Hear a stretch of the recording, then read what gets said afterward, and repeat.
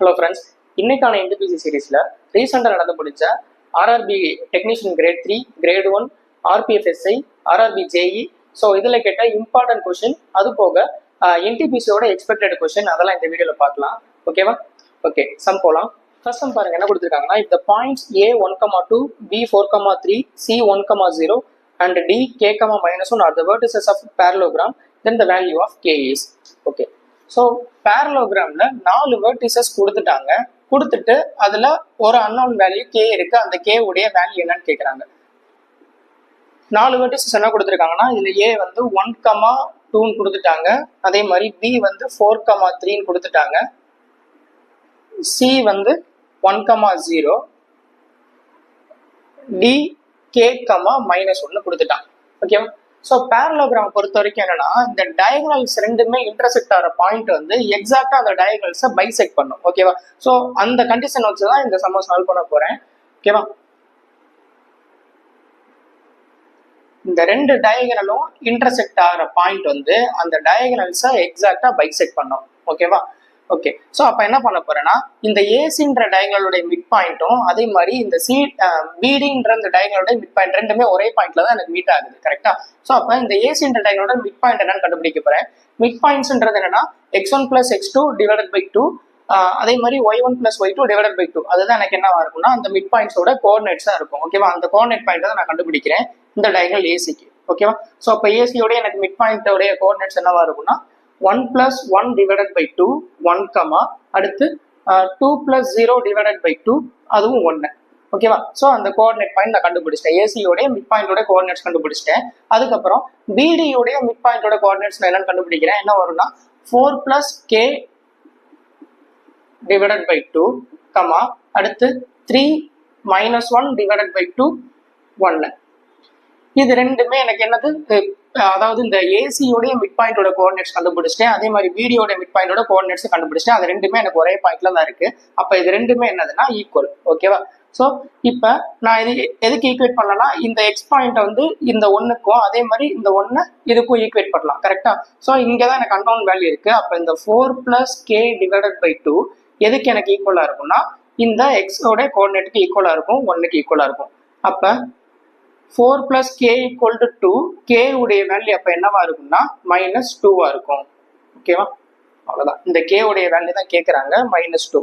என்னன்னா இந்த condition தெரிஞ்சிருந்திருக்கணும். பேரலோகிராம்ல diagonals எல்லாமே இன்டர்செக்ட் ஆகிற பாயிண்ட் வந்து எக்ஸாக்டா அந்த டயகனல்ல பைசெக்ட் பண்ணுன்ற கண்டிஷன் தெரிஞ்சுன்னா அந்த சம்மை ஈஸியா முடிக்கலாம். ஓகேவா? ஓகே, நெக்ஸ்ட் சம் பார்க்கலாம். நெக்ஸ்ட் டைம் பாருங்க என்ன கொடுத்துருக்காங்கன்னா, a car manufacturing company is sponsoring a basketball match by painting its logo on the basketball at the rate of ₹3 per centimeter square. There are 2 identical basketballs of diameter 14 centimeter which are to be painted. What will be the total cost of painting the balls for the company? Okay, என்ன சொல்லியிருக்காங்கன்னா, 2 basket பால் இருக்கு. அதுல வந்து அவங்க logo வந்து அந்த basket பால் மேல paint பண்றாங்க. அதுல எனக்கு 1 சென்டிமீட்டர் ஸ்கொயருக்கு வந்து எனக்கு ₹3 ஆகுதுன்னு சொல்றாங்க. அப்போ மொத்தமா எனக்கு அந்த 2 பால் ஃபுல்லா பெயிண்ட் பண்றதுக்கு எனக்கு எவ்வளவு செலவாயிருக்கும் அப்படின்னு கேட்கறாங்க. ஓகேவா? இதுல என்ன கொடுத்துட்டாங்கன்னா டயாமீட்டர் கொடுத்துட்டான். அந்த பேஸ்கெட் பாலோட டயாமீட்டர் வந்து 14 சென்டிமீட்டர் கொடுத்துட்டாங்க. ஓகே, பேஸ்கெட் பால் என்ன ஷேப்ல இருக்கும்னா ஸ்பியர் ஷேப்ல இருக்கும், ஸ்பெரிக்கல் ஷேப்ல இருக்கும். கரெக்டா? ஸோ அப்ப அது பெயிண்ட் பண்றது வந்து நம்ம எதுல பெயிண்ட் பண்ண முடியும், அந்த ஏரியால தான் பெயிண்ட் பண்ண முடியும். கரெக்டா? ஸோ அப்ப ஸ்பியருடைய எனக்கு ஏரியா என்னதுன்னா 4πr². இது எனக்கு ஒரு ஸ்பியருடைய ஏரியா எனக்கு 4πr². அவன் 2 பால் இருக்குன்னு சொல்லிட்டாங்க. அப்ப என்னவா இருக்கும், 8πr² இருக்குமா? ஓகேவா? ஸோ இந்த ஏரியாவுக்கு என்ன சொல்லியிருக்காங்கன்னா பெயிண்ட் பண்றாங்க. அது 1 சென்டிமீட்டர் ஸ்கொயருக்கு எனக்கு ₹3 ஆகுது. அப்போ மொத்தம் இந்த ஏரியாவுக்கு எனக்கு பெயிண்ட் பண்றதுக்கு எனக்கு எவ்வளவு ஆயிருக்கும்னா × 3. ஓகேவா? ஸோ இதுல டயாமீட்டர் கொடுத்துட்டாங்க. அதுல இருந்து நான் என்ன கண்டுபிடிச்சலாம், ரேடியஸ் கண்டுபிடிச்சிடலாமா? ரேடியஸ் எனக்கு 7 கேன்சல் ஆயிரும். 8 × 22 176, 176 × 21 323520, 176 3696 அமௌண்ட் ருபீஸ். ஸோ அப்போ அவனுக்கு எவ்வளோ செலவாயிருக்குன்னா மொத்தம் அந்த 2 பேஸ்கெட் பால்ல லோகோ பெயிண்ட் பண்றதுக்கு 3696 ருபீஸ் வந்து அவனுக்கு வந்து செலவாயிருக்கும். ஓகேவா? ஓகே, நெக்ஸ்ட் சம் பார்க்கலாம்.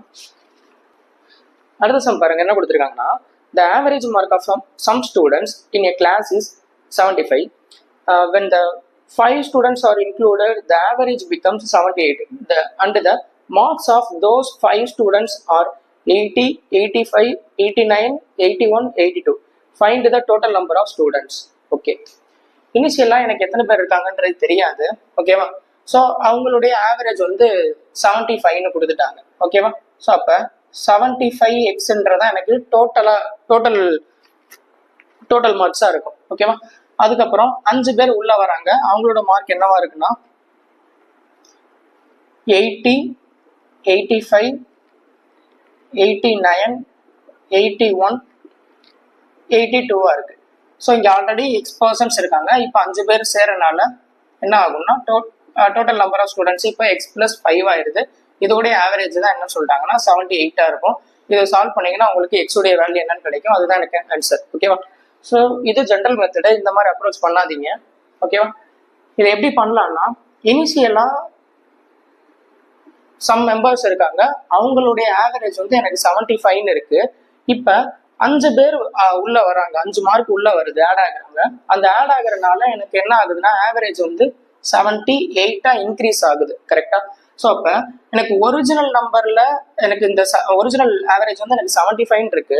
ஓகேவா? அப்போ உள்ள வர மார்க்கும் எனக்கு 75 இருந்துச்சுன்னா எனக்கு எந்த சேஞ்சுமே இருந்திருக்காது. இங்க எனக்கு மார்க் வந்து இன்க்ரீஸ் ஆகுது. எதனால இன்க்ரீஸ் ஆகுதுன்னா இந்த ஆவரேஜோட மார்க்ஸ் எல்லாமே கூட இருக்கிறனால தான் ஆவரேஜ் இன்க்ரீஸ் ஆகுது. ஓகேவா? ஸோ அப்ப அது எவ்வளவு கூட இருக்குன்றத பாக்குறேன்.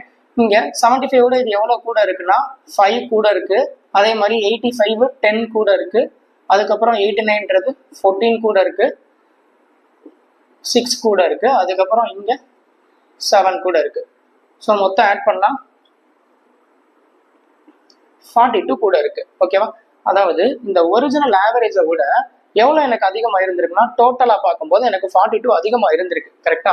ஸோ அப்ப இவங்க உள்ள அந்த 5 பேர் உள்ள வரனாலதான் எனக்கு ஆவரேஜ் வந்து எனக்கு 78 எனக்கு இன்க்ரீஸ் ஆகுது. கரெக்டா? அதாவது ஒரிஜினல் ஆவரேஜோட எனக்கு எவ்வளவு இன்க்ரீஸ் ஆயிருக்குன்னா எனக்கு 3 இன்க்ரீஸ் ஆயிருக்கு. ஓகேவா? ஸோ அப்ப 3 இன்க்ரீஸ் ஆயிருக்கு. எனக்கு எத்தனை பேர் இருந்தா எனக்கு இந்த 42 இன்க்ரீஸ் ஆயிருந்திருக்கும். ஓகேவா? ஸோ ஓவராலா எனக்கு எவ்வளவு இன்க்ரீஸ் ஆயிருக்குன்னா எனக்கு 42 இன்க்ரீஸ் ஆயிருக்கு இவங்க உள்ள இந்த 5 பேர் உள்ள வரனால. ஓகேவா? ஸோ அப்ப ஆவரேஜ்ல பாத்தீங்கன்னா எனக்கு 3 இன்க்ரீஸ் ஆயிருக்கு. அப்படின்னா என்ன அர்த்தம்? ஒவ்வொருத்தருக்கும் எனக்கு 3 இன்க்ரீஸ் ஆகுதுன்னு அர்த்தம். கரெக்டா? ஸோ அப்போ ஒவ்வொருத்தருக்கும் எனக்கு 3 இன்க்ரீஸ் ஆகுதுன்னா எனக்கு இந்த 42 இன்க்ரீஸ் ஆகிறதுக்கு எத்தனை பேர் இருந்திருப்பாங்க? அப்ப என்னவா இருக்கும்னா எக்ஸ் வந்து எனக்கு 14 இருந்திருக்கும். ஓகேவா? ஸோ அப்ப இந்த 5 பேரையும் சேர்த்து 14. அவன் கேட்கறது total number of students in கிளாஸ்ன்னு கேட்கறாங்க. அதாவது இனிஷியலின்னு கொடுத்துருந்துருக்கணும். ஓகேவா? ஸோ அப்போ இனிஷியலா எவ்வளவு பேர் இருந்திருப்பாங்கன்னா இந்த 5 பேரை கழிச்சிட்டாக்கா இனிஷியலா எனக்கு எவ்வளவு பேர் இருந்திருப்பாங்கன்னா 9 பேர் இருந்திருப்பாங்க. ஓகேவா? ஸோ அதுதான் ஆன்சரா இருக்கும். ஓகேவா? நெக்ஸ்ட் சம் பார்க்கலாம். நெக்ஸ்ட் சம் பாருங்க என்ன கொடுத்துருக்காங்கன்னா a conical tent has to accommodate 30 persons. Each person must have 5 meter square spaces on the ground and 120 meter cube of air to breathe. Find the height of the tent. Okay, என்ன சொல்லிட்டாங்கன்னா ஒரு conical tent இருக்கு. So cone ஷேப்ல ஒரு tent இருக்கு. இதுல 30 பேரை வந்து அகாமடேட் பண்றாங்க அப்படின்னு சொல்லிட்டாங்க. அதுல ஒவ்வொருத்தருக்கும் எவ்வளவு ஸ்பேஸ் தேவைப்படுதுன்னா 5 மீட்டர் ஸ்கொயர் ஏரியா வந்து தேவைப்படுது. அதே மாதிரி அவங்க ப்ரீத் பண்றதுக்கு ஒவ்வொருத்தருக்கும் 120 மீட்டருக்கு தேவைப்படுதுன்னு சொல்லிட்டாங்க. அப்ப அந்த டென்ட்டோடைய எனக்கு ஹைட் என்னவா இருக்கும் அப்படின்னு கேக்குறாங்க. ஓகே, ஸோ இதுல ஒவ்வொருத்தருக்கும் பாத்தீங்கன்னா எவ்வளவு ஸ்பேஸ் தேவைப்படுது அப்படின்னா 5 மீட்டர் ஸ்கொயர் வந்து ஏரியா தேவைப்படுது. கரெக்டா? அப்ப மொத்தம் எத்தனை பேர் இருக்காங்கன்னா 30 பேர் இருக்காங்க. அப்ப 30 பேருக்கு எவ்வளவு ஏரியா தேவைப்பட்டிருக்குன்னா 30 × 5. இதுதான் உங்களுக்கு கீழே உள்ள அந்த பேஸ் ஏரியாவா இருக்கும். ஓகேவா? கோனோட வால்யூம் என்ன அப்படின்னா 1/3 πr² h. கரெக்டா? அதாவது இந்த பேஸ் ஏரியா இன்ட்டு ஹைட். ஓகேவா? ஸோ இந்த பேஸ் ஏரியா எனக்கு தெரிஞ்சிருச்சு இந்த 30 × 5. ஏன்னா ஒவ்வொருத்தருக்கும் தேவைப்படுற ஏரியான்னு பாத்தீங்கன்னா 5 மீட்டர் ஸ்கொயர். அப்போ மொத்தம் 30 பேருக்கு எனக்கு தேவைப்படுற ஏரியான்றது என்னதுன்னா 30 × 5. ஸோ அப்போ அந்த πr² என்னன்றது தெரிஞ்சிருச்சு. இங்க அதே மாதிரி என்ன சொல்லிட்டாங்கன்னா 30 பேரோட அந்த ஒவ்வொருத்தருக்கும் தேவைப்படுற வால்யூம் வந்து எவ்வளவு சொல்லிட்டாங்கன்னா 120 மீட்டர் கியூப்னு சொல்லிட்டாங்க. ஓகேவா? அவங்க பிரீத் பண்றதுக்கு தேவைப்படுற வால்யூம் வந்து எவ்வளவு தேவைப்படுதுன்னா 120 மீட்டர் கியூப்னு சொல்லிட்டாங்க. அப்போ 30 பேருக்கு எனக்கு எவ்வளவு தேவைப்பட்டிருக்குன்னா 30 × 120. இதுதான் எனக்கு என்னவா இருக்கும்? அந்த கோனுடைய வால்யூமா இருக்குமா? ஸோ அந்த வால்யூமை ஈக்குவேட் பண்றேன். ஓகேவா? ஸோ இங்க πr² எனக்கு தெரிஞ்சிருச்சு இந்த பேஸ் ஏரியா 30 × 5. அப்ப டைரக்டா இதுல இருந்து நான் என்ன கண்டுபிடிச்சலாம்? ஹைட் கண்டுபிடிச்சலாமா? So 30 cancel. அதுக்கப்புறம் இங்க 24 × 3 72 மீட்டர். அப்போ எனக்கு அந்த 30 பேர் எனக்கு அக்காமடேட் பண்ணணும் அப்படின்னா இந்த டென்ட்டுடைய எனக்கு ஹைட் எனக்கு எவ்வளோ இருக்கணும்னா 72 எனக்கு மீட்டர் இருக்கணும். ஓகேவா? ஓகே, நெக்ஸ்ட் சம் போகலாம். அடுத்த சம் பாருங்க, என்ன கொடுத்துருக்காங்கன்னா, a number when divided by a divisor leaves a remainder of 42. When thrice the original number is divided by the same divisor, the remainder is 74. What is the value of the divisor? Okay, so ஒரு நம்பரை ஒரு டிவைசரால் divide பண்ணும்போது reminder வந்து 42 கிடைக்குது. அதே நம்பரை எனக்கு thrice பண்ணும்போது சேம் டிவைசரால் டிவைட் பண்ணால் ரிமைண்டர் 74 கிடைக்குது. அப்போ எனக்கு அந்த டிவைசர் என்னவா இருக்கும் அப்படின்னு கேட்குறாங்க. ஓகே, ஸோ இனிஷியலாக ஒரு நம்பரை வந்து ஒரு டிவைசரால் டிவைட் பண்ணும்போது அவனுக்கு ரிமைண்டர் எவ்வளோ கிடைக்குதுன்னா 42ன்ற ரிமைண்டர் கிடைக்குது. ஓகேவா? ஸோ இப்போ இந்த நம்பரை எனக்கு என்ன பண்ணுறான்னா த்ரைஸ் பண்ணுறாங்க. ஓகேவா? அந்த ஆக்சுவல் நம்பர் என்ன நம்பரால் டிவைட் பண்ணாலும் அந்த நம்பரை வந்து என்ன பண்ணுறாங்கன்னா த்ரைஸ் பண்ணுறாங்க. அப்படி த்ரைஸ் பண்ணதுக்கப்புறம் அதே டிவைசரால் டிவைட் பண்ணும்போது 74 ரிமைண்டர் கிடைக்குது. அப்போ அந்த டிவைசர் எனக்கு என்னவா இருக்கும் அப்படின்னு கேட்குறாங்க. ஓகே, சேம் டிவைசரால் டிவைட் பண்ணாக்கா இப்போ த்ரைஸ் அந்த நம்பரை வந்து த்ரைஸ் பண்ணுறாங்கன்னா நீங்கள் டேரெக்டாக ரிமைண்டரை த்ரைஸ் பண்ணால் போதும். ஓகேவா? ட்வைஸ் பண்ணால் ரிமைண்டரை ட்வைஸ் பண்ணால் போதும். எப்போ அப்படின்னா சேம் டிவைசரால் டிவைட் பண்ணும்போது. ஓகேவா? ஸோ இது எப்படின்னு சொல்கிறேன். ஒன்றும் இல்லை, ஒரு நம்பர் ஏன்னு இருக்கு. இந்த நம்பரை வந்து எக்ஸால் டிவைட் பண்ணுறாங்க. எக்ஸால் டிவைட் பண்ணால் எனக்கு இங்கே ஒரு கோஷன் இருக்குமா, அதை நான் ஒயின்னு வச்சுக்கிறேன். அவனுக்கு ரிமைண்டர் என்ன கிடைக்குதுன்னா 42 ரிமைண்டர் கிடைக்குது. ஓகேவா? ஸோ அப்போ இந்த ஏ எனக்கு என்னவா இருக்கும்னா XY + 42 இருக்குமா. இப்போ இந்த நம்பரை த்ரைஸ் பண்ணுறாங்க, 3 டைம் ஆக்குறாங்க. அப்போ 3A = என்ன வரும்னா 3XY + 42 × 3. ஓகேவா? ஸோ இந்த த்ரைஸ் த நம்பரை அகைன் என்ன பண்ணுறான், இந்த சேம் டிவைசரால் டிவைட் பண்ணுறான். அதாவது இந்த எக்ஸால் டிவைட் பண்ணுறாங்க. அப்போ எனக்கு ரிமைண்டர் எனக்கு 74 வருது அப்படின்னு சொல்லிட்டாங்க. ஸோ இதை தான் நான் சொன்னேன், சேம் டிவைசரால் டிவைட் பண்ணுறாங்கன்னா என்னன்னா நீங்கள் இந்த வேல்யூ என்ன ஆயிரும்னா எக்ஸாக்டாக டிவைட் ஆயிரும். ஏன்னா இங்கேயும் இன்ட்டு எக்ஸ்ன்னு இருக்கு. கரெக்டா? ஸோ 3 × எக்ஸ்ன்னு இருக்கு. அதே மாதிரி எதால டிவைட் பண்ணுறா, எக்ஸால டிவைட் பண்ணுறா. அப்போ கண்டிப்பாக இந்த நம்பர் என்ன ஆயிரும், டிவைட் ஆயிருமா.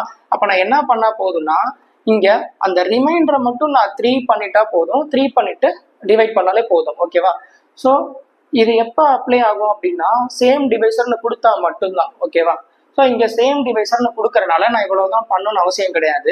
அவன் என்ன கொடுத்துருக்கான், இனிஷியலாக 42 ரிமைண்டர் கிடைக்குது.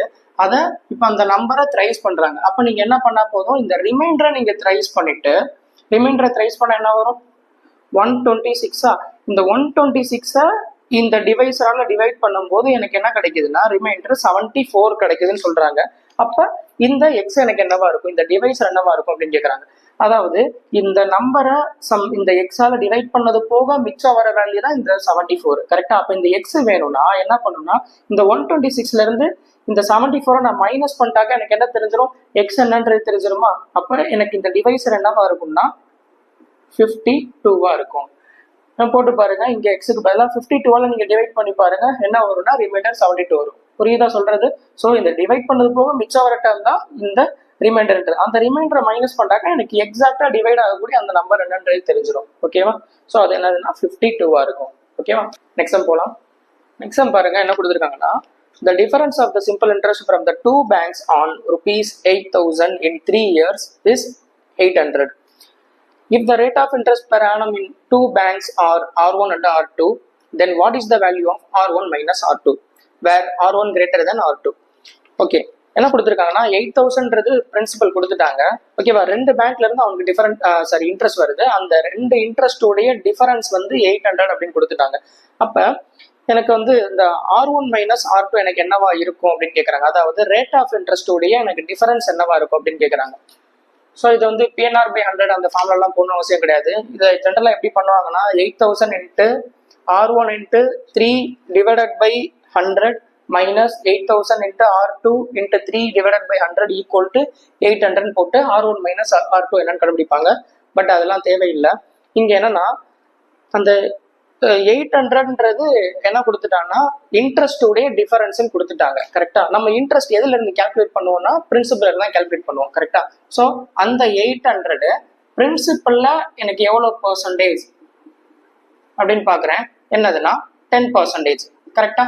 ஸோ அதாவது இந்த டிஃபரன்ஸ் ஆஃப் இன்ட்ரெஸ்ட் பிரின்சிபல்ல எவ்வளோ பர்சன்டேஜ்னு பார்க்குறேன், 10%. அப்போ எனக்கு என்னதுன்னா டிஃபரன்ஸ் ஆஃப் இன்ட்ரெஸ்ட் ரேட் என்னன்றது தெரிஞ்சிருச்சு.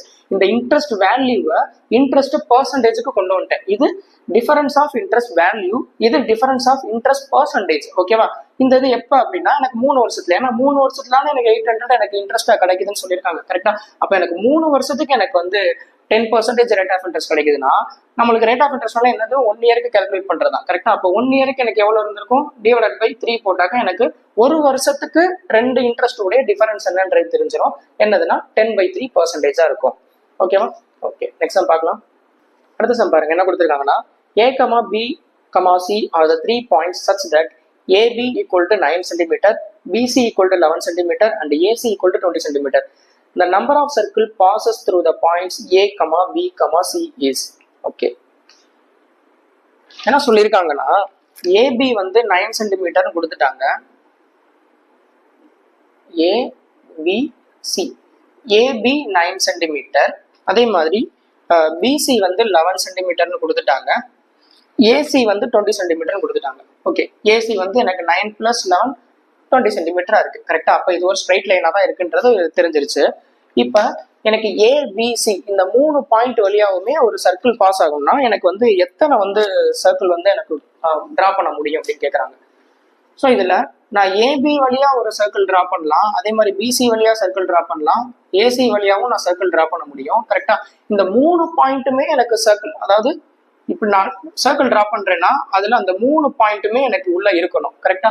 ஸோ இதெல்லாம் எனக்கு 3 பாயிண்ட்டுமே இந்த சர்க்கிள்குள்ள டிரா பண்ண முடியுமா? கண்டிப்பா முடியாது. AB வழியா பண்ணலாம், அதே மாதிரி BC வழியா சர்க்கிள் டிரா பண்ண முடியும், AC வழியா பண்ண முடியும். கரெக்டா? அப்ப எனக்கு 3 பாயிண்ட்டுமே வரும்னா இப்படி போயிட்டு இப்படிதான் வரணும். கரெக்டா? அது சர்க்கிள் கிடையாது. ஓகேவா? ஸோ அப்ப இந்த 3 பாயிண்ட்டும் இன்க்ளூட் ஆகிற மாதிரி சர்க்கிள் என்னால டிரா பண்ண முடியாது. அப்ப நம்பர் ஆஃப் சர்க்கிள்ஸ் என்னன்னா 0. ஓகேவா? என்னால சர்க்கிள் இதுல டிரா பண்ண முடியாது. ஓகேவா? ஸோ 0வா இருக்கும். நெக்ஸ்ட் சம் பார்க்கலாம். அடுத்த சம் பாருங்க, என்ன கொடுத்துருக்காங்கன்னா the distance of point P 2,3 from the x axis is. Okay, என்ன சொல்லிட்டாங்கன்னா இது x axis, அதே மாதிரி இது y axis. இதுல Pன்ற ஒரு பாயிண்ட் கொடுத்துட்டாங்க, என்னதுன்னா 2,3 கொடுத்துட்டாங்க. ஓகேவா? ஸோ 2, இங்க 3, இதுல Pன்ற பாயிண்ட் வந்து எனக்கு 2,3ன்றது கொடுத்துட்டான். அவன் என்ன சொல்றான்னா அந்த டிஸ்டன்ஸ் கேட்கறாங்க. டிஸ்டன்ஸ் வந்து எக்ஸ் ஆக்சிஸ்ல இருந்து இந்த பாயிண்ட் எவ்வளவு தூரத்துல இருக்கு அப்படின்னு கேட்கறாங்க. ஓகேவா? ஸோ எக்ஸ் ஆக்சிஸ்னா என்ன அர்த்தம்னா எனக்கு ஒய்ல வந்து ஒய்யோடைய வேல்யூவே எனக்கு இருக்காது, ஒய் ஈக்குவல் டு 0வா இருக்கும். கரெக்டா? ஸோ அப்ப ஒய்க்கு 0 போட்டா இங்க என்ன வரும், 2,0ன்னு வருமா? ஏன்னா எக்ஸ் ஆக்சிஸ்லாம் இருக்கு, ஒய் வந்து என்னது இது 0,0. கரெக்டா? அப்ப எக்ஸ் ஆக்சிஸ்ல இருந்து இது எவ்வளவு தூரத்துல இருக்குன்னு கேட்கறாங்க. ஒய் வந்து எனக்கு வேல்யூவே இருக்காது, 0. அப்ப இந்த லைன் கேட்கறாங்க, இந்த பாயிண்ட் இந்த 2,0ல இருந்து இந்த 2,3 வந்து எனக்கு எவ்வளவு தூரம் தள்ளி இருக்கு அப்படின்னு கேட்கறாங்க. ஸோ இங்க என்ன இருக்கு, இங்க 0ல இருந்து இது எவ்வளவு தூரம் தள்ளி இருக்குன்னா 3 யூனிட்ஸ் தள்ளி இருக்கு, அவ்வளவுதான். இல்லைன்னா நீங்க என்ன பண்ணலாம்னா distance between the 2 points root of x2 minus x1 the whole square plus y2 minus y1 the whole square போட்டு பாருங்க, இதே 3 தான் வரும். ஓகேவா? ஓகே, நெக்ஸ்ட் சம் பார்க்கலாம். அடுத்த சம் பாருங்க, என்ன கொடுத்துருக்காங்கன்னா to do a certain work A and B work on alternate days with B beginning the work on the first day. A can finish the work alone in 48 days if the work gets completed in 1/3 days. Then B alone can finish the 4 times the same work in. Okay, இது ஒரு முக்கியமான some. என்ன கொடுத்துருக்காங்கன்னா ஏவும் பியும் alternate டேஸ்ல work பண்றாங்க அப்படின்னு சொல்லிட்டாங்க. ஃபர்ஸ்ட் பி ஸ்டார்ட் பண்றாங்க, அடுத்து ஏ, அடுத்து பி, அடுத்து ஏ. ஓகேவா? ஸோ இப்படி ஸ்டார்ட் பண்ணிட்டே இருந்தாங்கன்னா ஏ வந்து ஏ மட்டும் தனியா பார்த்துருந்தாங்கன்னா அந்த ஒர்க்கை 48 டேஸ்ல முடிச்சிருந்திருப்பாங்க. ஸோ ஓவரால் அந்த ஒர்க்கு பார்த்தீங்கன்னா எவ்வளோ முடியுதுன்னா 11/1/3 டேஸ்ல முடியுது. அப்போ பி மட்டும் 4 டைம்ஸ் ஒர்க்கை பார்த்துருந்தாங்கன்னா எவ்வளவு நாள் அந்த ஒர்க்கை முடிச்சிருப்பான் அப்படின்னு கேட்கறாங்க. ஓகே, ஃபர்ஸ்ட் யாரு ஸ்டார்ட் பண்றாங்கன்னா பி தான் ஒர்க்கை ஸ்டார்ட் பண்றாங்க. ஃபர்ஸ்ட் டே ஆல்டர்னேட் டேஸ்ல ஒர்க் பண்றாங்கன்னு கொடுத்துட்டாங்க ஏயும் பியும். ஓகேவா? இதுல பி வந்து ஸ்டார்ட் பண்றாங்கன்னு சொல்லிட்டாங்க. அப்போ ஃபர்ஸ்ட் டே எனக்கு பி ஒர்க் பண்ணிருப்பான், செகண்ட் டே ஏ, அடுத்து பி, அடுத்து ஏ, இந்த மாதிரி இப்படியே போய்கிட்டே இருக்கும். எப்போ அப்படின்னா 11/1/3 டேஸ் வரைக்கும். ஏன்னா 11/1/3 டேஸ்ல வந்து ஒர்க் வந்து ஃபினிஷ் ஆயிருது அப்படின்னு சொல்லிட்டாங்க. ஓகேவா? ஸோ அப்போ ஃபர்ஸ்ட் நாள் இவன் பார்த்துருப்பான், செகண்ட் நாள் இவன் செகண்ட் நாள் ஏ, தேர்ட் நாள் வந்து தேர்ட் டேஸ் வந்து பிஏ பார்த்துருப்பான், அடுத்து ஃபோர்த் டே வந்து ஏ பார்த்துருப்பாங்க, இப்படியே போய்கிட்டே இருக்கும் அப் டு 11/1/3 டே வரைக்கும். கரெக்டா? ஸோ அப்போ பி வந்து எவ்வளோ நாள் ஒர்க் பார்த்துருப்பாங்கன்னா 6 நாள் ஒர்க் பார்த்துருப்பாங்க. கரெக்டா? இந்த 11/1/3 டேஸ்ல பி வந்து எனக்கு 6 நாள் பார்த்துருந்துருப்பான், ஏ வந்து பேலன்ஸ் 5/1/3 டேஸ் ஒர்க் பார்த்துருப்பான். அப்படிதானே? நீ கவுண்ட் பண்ணி பாருங்க. இந்த 11/1/3 டேஸ் வரைக்கும் பி வந்து 6 நாள் பார்த்துருப்பான், அடுத்து ஏ வந்து 5/1/3 டேஸ் வந்து ஒர்க் 5/1/3 டேஸ்ல வந்து ஒர்க்கை பார்த்துருப்பான். கரெக்டா? ஓகே. ஏ மட்டும் ஒர்க்கை பார்த்துருந்தான்னா, இந்த ஹோல் ஒர்க்கையுமே ஏ மட்டும் பார்த்துருந்தான்னா 48 டேஸ்ல வந்து ஒர்க் முடியுது அப்படின்னு சொல்லிட்டாங்க. ஆனா இங்க ஏ எவ்வளவு நாள் பார்க்குறான்? 5/1/3 டேஸ், அதாவது 16/3 டேஸ் தான் ஏ வந்து இங்க பார்க்குறான்.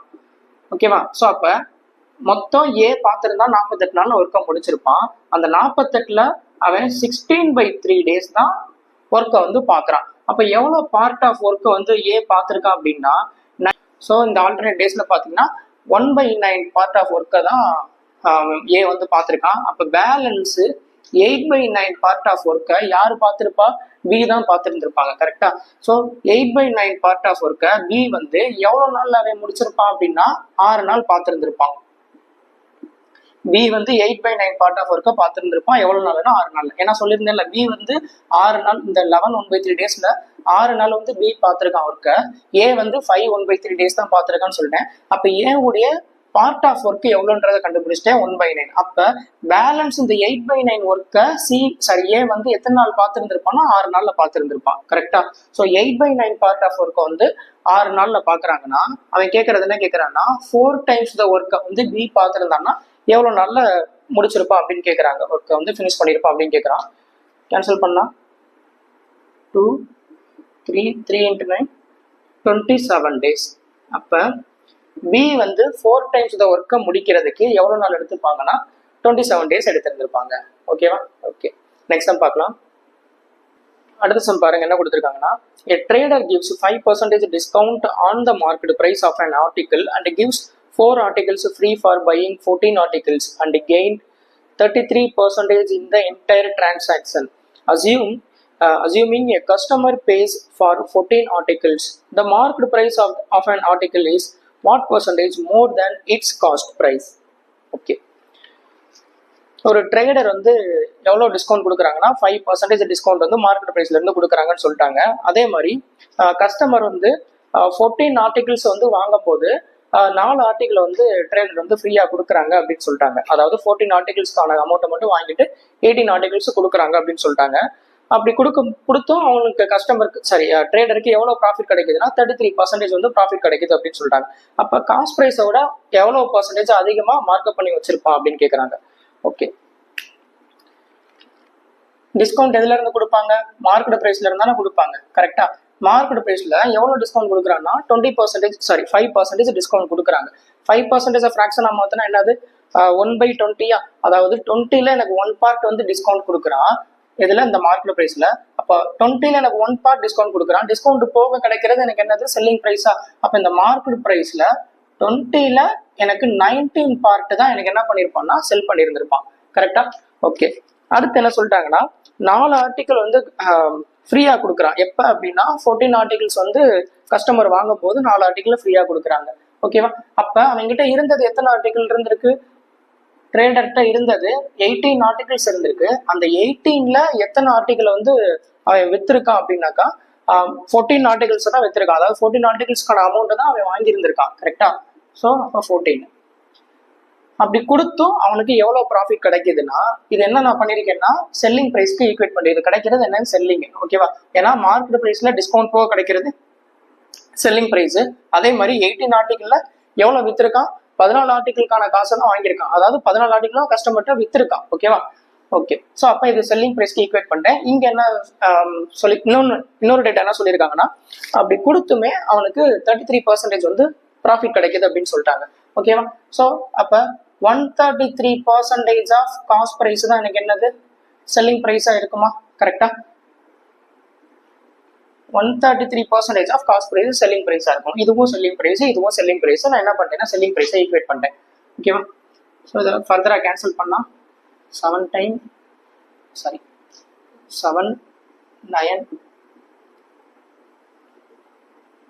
19 கேன்சல். அதே மாதிரி கேன்சல் பண்ணால் 5. இதுலேருந்து எனக்கு என்ன தெரியுதுன்னா மார்க்கெட் ப்ரைஸ்க்கும் காஸ்ட் ப்ரைஸ்க்கும் உள்ள ரேஷியோ எனக்கு என்னன்றது தெரிஞ்சிருச்சு. 9:5 அப்படின்ட்டு டைரக்டாவே மார்க்கெட் ப்ரைஸ்க்கும் காஸ்ட் ப்ரைஸ்க்கும் உள்ள ரேஷியோ இதுல இருந்து கிடைச்சிருச்சு. அவன் கேட்கறது என்ன கேட்கறான்னா காஸ்ட் ப்ரைஸோட எவ்வளோ பர்சன்டேஜ் வந்து அதிகமா மார்க்அப் பண்ணி வச்சிருக்கான் அப்படின்னு கேட்கறான். எவ்வளோ அதிகமா மார்க்அப் பண்ணிருக்கான்னா 4 பார்ட் அதிகமா மார்க்அப் பண்ணிருக்கான். எதுல இருந்து? காஸ்ட் ப்ரைஸை விட அதிகமா, கரெக்டா 5. ஸோ அப்போ எவ்வளோ பர்சன்டேஜ் அப்படின்னா 80% வந்து அவன் காஸ்ட் ப்ரைஸை விட அதிகமா மார்க்அப் பண்ணி வச்சிருக்கான். ஓகேவா? ஓகே, நெக்ஸ்ட் பார்க்கலாம். எக்ஸாம் பாருங்க என்ன கொடுத்துருக்காங்கன்னா, if alpha plus beta equal to 45 degree then tan alpha plus 1 into tan beta plus 1 equal to 2x. Find the value of x. என்னதுன்னா ஆல்ஃபா பிளஸ் பீட்டா வந்து 45ன்னு ஒரு கண்டிஷன் கொடுத்துட்டாங்க. கொடுத்துட்டு tan alpha plus 1 into tan beta plus 1 equal to 2x கொடுத்துட்டா இதுல x உடைய value என்ன அப்படின்னு கேட்கறாங்க. இது ஒரு இம்பார்ட்டன்ட் ரிசல்ட். இந்த ரிசல்ட் தெரிஞ்சுன்னா நீங்க இதை பார்த்தோன்னே ஆன்சர் பண்ணிட்டு போயிடலாம். ஓகேவா? ஏன்னா இதோட ரிசல்ட்டே பார்த்தீங்கன்னா ஈக்குவல் டு 2 தான் வரும். அப்போ இந்த எக்ஸோடைய வேல்யூ 1. ஓகேவா? இது தெரியலன்னா நீங்க டெரைவ் பண்ணி தான் ஆகணும். இதை நீங்க தெரிஞ்சு வச்சுக்கோங்க. இது எப்படி வந்துச்சுன்றதை நான் சொல்றேன். ஓகேவா? So alpha plus beta equal to 45வா? இப்போ நான் 2 சைடு டேர்ன் எடுக்கிறேன். அப்போ tan alpha plus beta equal to tan 45. Tan 45 என்ன வரும்? 1ன்னு வருமா?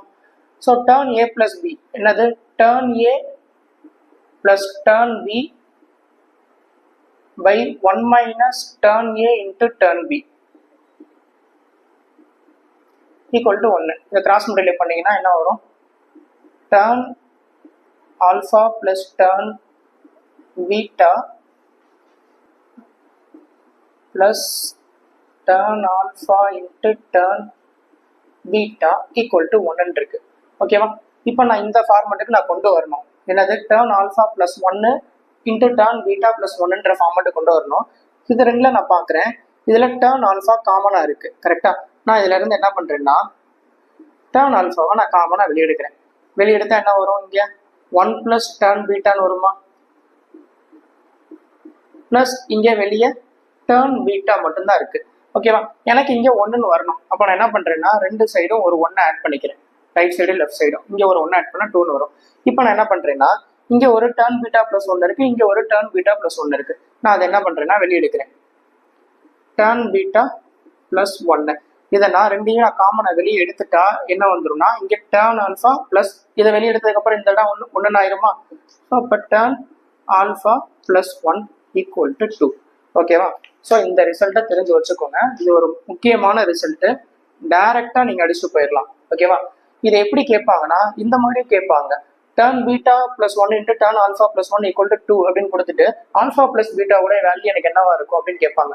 45 டிகிரி, 90 டிகிரி, 0 டிகிரி இந்த மாதிரி கேட்பாங்க. இந்த ரிசல்ட் தெரிஞ்சுன்னா சம் ஈஸியா பண்ண முடியும். ஓகேவா? இதை தெரிஞ்சு வச்சுக்கோங்க. நெக்ஸ்ட் சம் பார்க்கலாம். நெக்ஸ்ட் சம் பாருங்க என்ன கொடுத்துருக்காங்கன்னா 80 liters of mixture of spirit and water in the ratio 7:9 is present in the container A. 20 liters of the mixture is transferred to the another container B. Then the container A is filled with 20 liters water. Then 32 liters of mixture is again transferred to the container B.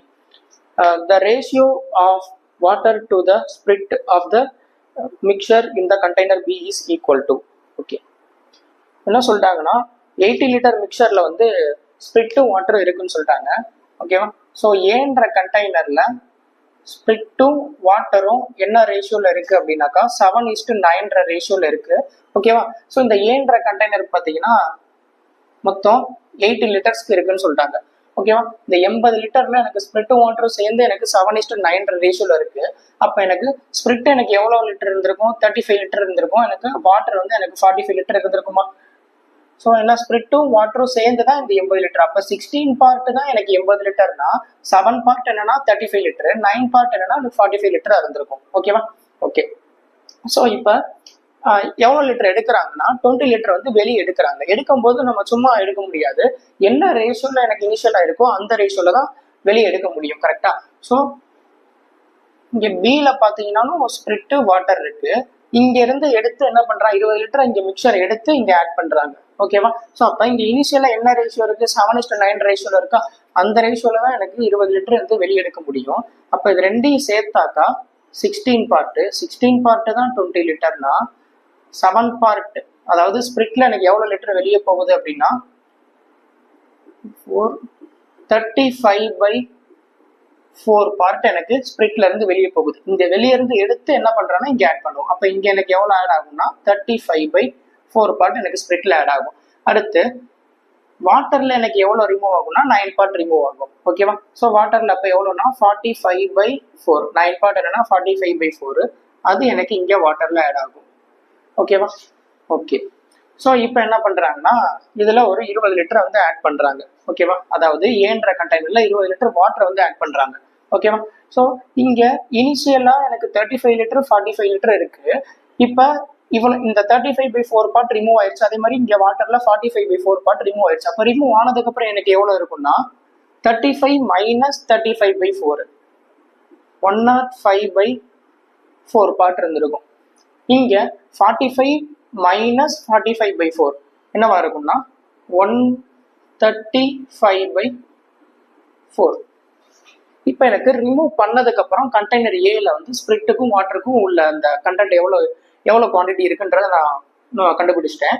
இப்போ என்ன பண்றாங்கன்னா இதுல 20 litre water add பண்றாங்கன்னு சொல்லிட்டாங்க. 20 litre water add பண்ண என்ன வரும், இங்கேயும் ஸ்பிரிட்ல எந்த சேஞ்சுமே இல்லை. இங்க 135 + 80/4, 215/4 என்ன ரேஷியோ வருது அப்படின்னா 21:43. ஓகேவா? இப்ப இந்த ரேஷியோல இருக்கு. அதாவது ரிமூவ் பண்ணதுக்கு அப்புறம் கண்டெய்னர் ஏல ஸ்பிரிட்டுக்கும் வாட்டருக்கும் உள்ள ரேஷியோ 21:43. ஓகேவா? ஸோ இப்ப என்ன பண்றாங்கன்னா அகைன் இதுல இருந்து 32 லிட்டரை வெளியே எடுக்கிறாங்க. அப்ப என்ன ரேஷியோல இருக்கோ அந்த ரேஷியோல தான் வெளியே எடுக்க முடியும். கரெக்டா? இங்க ரெண்டையும் ஆட் பண்ண எனக்கு எவ்வளவு பார்ட்டு, 64 பார்ட்டா? 64 பார்ட் தான் 32 லிட்டர்னா 21 பார்ட் எனக்கு என்னமா இருக்கும், 21/2 இருக்கும். அதே மாதிரி 43 பார்ட் 43/2 இருக்கும். ஸோ அப்ப ஸ்பிரிட்ல இருந்து எனக்கு எவ்வளவு பார்ட் ரிமூவ் ஆகுதுன்னா 21/2 பார்ட் ரிமூவ் ஆகுது. அந்த ரிமூவ் ஆகிற பார்ட் தான் இங்க ஆட் ஆகும். அதே மாதிரி இங்க 43/2 பார்ட் எடுக்கிறாங்க. வாட்டர்ல இருந்து எடுத்து என்ன பண்றாங்கன்னா இங்க ஆட் பண்றாங்க. ஓகேவா? இங்க பேஸ் வந்து எனக்கு 4 இருக்கனால நான் 21/2 நான் எப்படி எழுதிக்கிறேன்னா 42/4 எழுதிக்கிறேன். அதே மாதிரி இங்க 43/2 இங்க ஆட் ஆகும். இங்க பேஸ் 4 இருக்கனால நான் 86/4 எழுதிக்கிறேன். ஓகேவா? அவ்வளவுதான். இதை ரெண்டையும் ஆட் பண்ணி இதோட ரேஷியோ என்னன்னு கேட்குறாங்க. என்ன வரும், 77/4. அதே மாதிரி இங்க 131/4. அப்ப ஸ்பிரிட்டுக்கும் வாட்டருக்கும் உள்ள ரேஷியோ 77:131 இருக்கும். ஓகேவா? அவன் கேட்கறது வாட்டருக்கும் ஸ்பிரிட்டுக்கும் உள்ள ரேஷியோ என்னன்னு கேட்கறாங்க. 131:77 இருக்கும். ஓகேவா? ஓகே. ஸோ இதை இவ்வளவு தூரம் பண்ணுமா அப்படின்னா இன்னொரு மெத்தட் இருக்கு சிம்பிளா. அது என்னன்றதையும் சொல்றேன். இந்த ஒரு பாதி ஸ்டெப்பு ஸ்கிப் ஆகும். ஓகேவா? ஓகே. ஸோ இனிஷியலா பாத்தீங்கன்னா கண்டெய்னர் ஏல வந்து ஸ்பிரிட்டுக்கும் வாட்டருக்கும் உள்ள ரேஷியோ 7:9 தெரிஞ்சிருச்சு. ஓகேவா?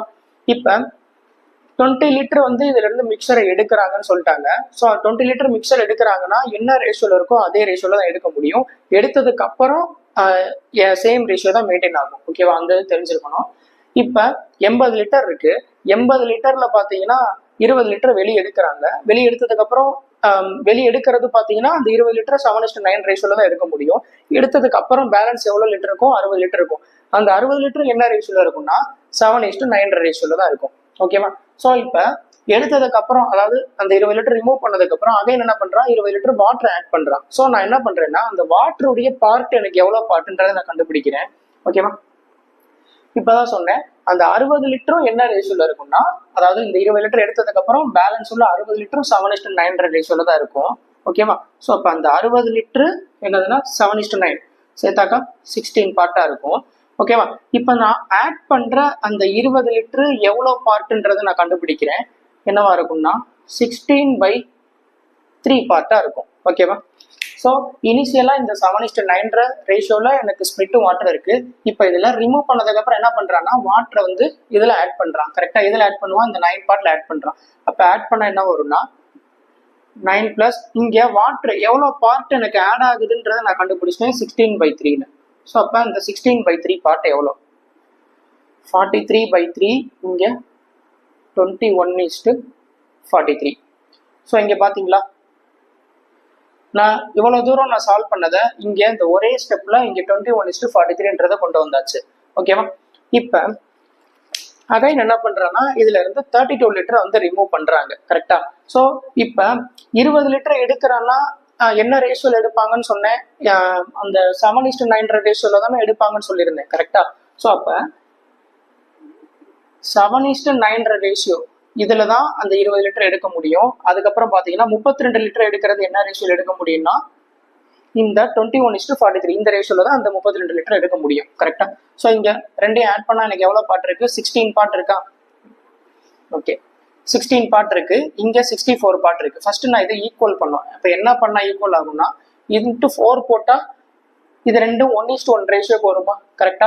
ஆனா எனக்கு என்னதுன்னா இதுல இருந்து எனக்கு எவ்வளவு பார்ட் எடுக்கணும்னா 20 லிட்டர் எடுக்கணும், இதுல இருந்து எனக்கு 32 லிட்டர் எடுக்கணும். கரெக்டா? அப்ப ரேஷியோன்னு பாத்தீங்கன்னா 5:8. அதாவது இதுல எனக்கு 5 பார்ட்டும் இதுல இருந்து எனக்கு 8 பார்ட்டும் எடுக்கணும். கரெக்டா? ஸோ அப்போ ஃபர்ஸ்ட் நான் இதுல 5 பார்ட் இதுல 8 பார்ட் எடுக்கணும்னா இதை முதல் 1:1 ரேஷியோக்கு கொண்டு வந்தாதான் இதுல 5 இதுல 8 எடுக்க ஈஸியா இருக்கும். ஸோ நான் அதுக்கு தான் என்ன பண்றேன்னா இது ரெண்டையும் ஆட் பண்ணும்போது எனக்கு 16 பார்ட், இது ரெண்டும் 64 பார்ட். அப்போ இது ரெண்டையும் 64க்கு கொண்டு வரேன். அப்போ இது எவ்வளோ வேல்யூ மல்டிப்ளை பண்ணால் எனக்கு 64 வரும்னா இன்ட்டு 4 பண்ணால் எனக்கு 64ன்றது தெரியும். இப்போ 1:1 வந்துருச்சு. இப்போ இதில் நான் இன்ட்டு 5 பண்ணாக்கா இது 5 பார்ட் ஆயிருமா? இன்ட்டு இது 8 பார்ட். ஓகேவா? ஸோ இப்போ 5:8ன்றது கொண்டு வந்தாச்சு. இது 4 இது 8 எவ்வளோ டைம் கேன்சல் பண்ணலாம்? 2 டைம் கேன்சல் பண்ணலாமா? இப்போ இந்த 5 உள்ள மல்டிப்ளை பண்ணுங்க, என்ன வரும்? 5 மல்டிப்ளை பண்ணால் 35, அதே மாதிரி 45. இங்கே 2 மல்டிப்ளை பண்ணா 42, அதே மாதிரி 86. அவ்வளோதான்.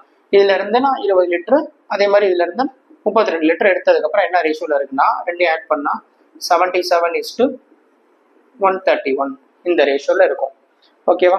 அவன் கேட்கறது வாட்டருக்கும் ஸ்பிரிட்டுக்குள்ள ரேஷியோ என்னன்னு கேட்குறான். 131:77 இருக்கும். ஓகேவா? ஸோ இது கொஞ்சம் பெருசா வரும். இது பார்த்தீங்கன்னா ஒரு 2 ஸ்டெப்ல முடிச்சிடலாம். ஓகேவா? என்ன அப்படின்னா அந்த ஆட் பண்றதோட வாட்டருடைய பார்ட் என்ன அப்படின்றத நீங்க கண்டுபிடிச்சீங்கன்னா சம் ஈஸியா முடிச்சிடலாம். நீங்க இவ்வளவு தூரம் நீங்க கண்டுபிடிச்ச ஸ்டெப்பை இங்க ஒரே ஸ்டெப்ல கொண்டு வந்துடலாம். ஓகேவா? ஓகே. ஸோ இன்னைக்கு நடத்தின சம்லாம் ரொம்ப முக்கியமான சம், ரீசெண்டாக எக்ஸாம்ல கேட்ட ஒரு மாடலு. ஓகேவா? ஸோ இதுல உங்களுக்கு ஏதாவது டவுட் இருந்துச்சுன்னா நீங்க கமெண்ட் பண்ணுங்க. அடுத்த வீடியோல இதே மாதிரி இம்பார்ட்டன்ட் கொஸ்டினோட வந்து மீட் பண்ணலாம். தேங்க்யூ.